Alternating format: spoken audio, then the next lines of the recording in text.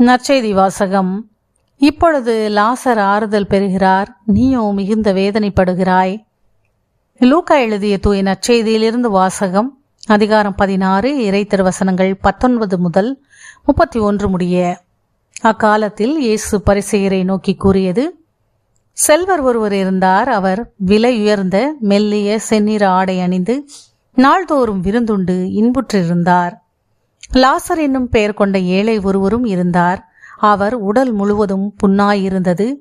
அவர் அச்செல்வருடைய வீட்டு வாயில் அருகே கிடந்தார். அவர் செல்வருடைய மேசையிலிருந்து விழும் துண்டுகளால் தம் பசியாற்ற விரும்பினார். நாய்கள் வந்து அவர் புண்களை நக்கும். அந்த ஏழை இறந்தார். வானதூதர்கள் அவரை ஆபிரகாமின் மடியில் கொண்டு போய் சேர்த்தார்கள். செல்வரும் இறந்தார். அவர் அடக்கம் செய்யப்பட்டார். அவர் பாதாளத்தில் வதைக்கப்பட்ட போது அண்ணாந்து பார்த்து தொலையில் ஆபிரகாமையும் அவரது மடியில் லாசரையும் கண்டார். அவர், தந்தை ஆபிரகாமே, எனக்கு இரங்கும். லாசர் தமது விரல் நுனியை தண்ணீரில் நனைத்து எனது நாவை குளிரச் செய்ய அவரை அனுப்பும். ஏனெனில் இந்த தீப்பிழம்பில் நான் மிகுந்த வேதனைப்படுகிறேன் என்று உரக்க கூறினார். அதற்கு ஆபிரகாம், மகனே, நீ உன் வாழ்நாளில் நலன்களையே பெற்றாய். அதே வேளையில் லாசர் இன்னல்களையே அடைந்தார். அதை நினைத்துக்கொள். இப்பொழுது அவர் இங்கே ஆறுதல் பெறுகிறார், நீயோ மிகுந்த வேதனைப்படுகிறாய்.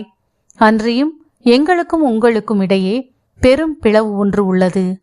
ஆகையால் இங்கிருந்து ஒருவர் உங்களிடம் வர விரும்பினாலும் கடந்து வர இயலாது, அங்கிருந்து நீங்கள் எங்களிடம் கடந்து வரவும் இயலாது என்றார். அவர், அப்படியானால் தந்தையே, அவரை என் தந்தை வீட்டுக்கு அனுப்புமாறு உம்மிடம் வேண்டுகிறேன். எனக்கு 5 சகோதரர்கள் உண்டு. அவர்களும் வேதனை மிகுந்த இந்த இடத்திற்கு வராதவாறு அவர் அவர்களை எச்சரிக்கலாமே என்றார். அதற்கு ஆபிரகாம், மோசேயும் இறை வாக்கினர்களும் அவர்களுக்கு உண்டு, அவர்களுக்கு செவிசாய்க்கட்டும் என்றார். அவர், அப்படியல்ல தந்தை ஆபிரகாமே, இறந்த ஒருவர் அவர்களிடம் போனால் அவர்கள் மனம் மாறுவார்கள் என்றார்.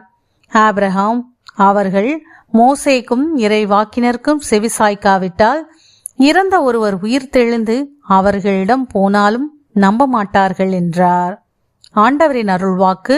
கிறிஸ்துவே உமக்கு புகழ்.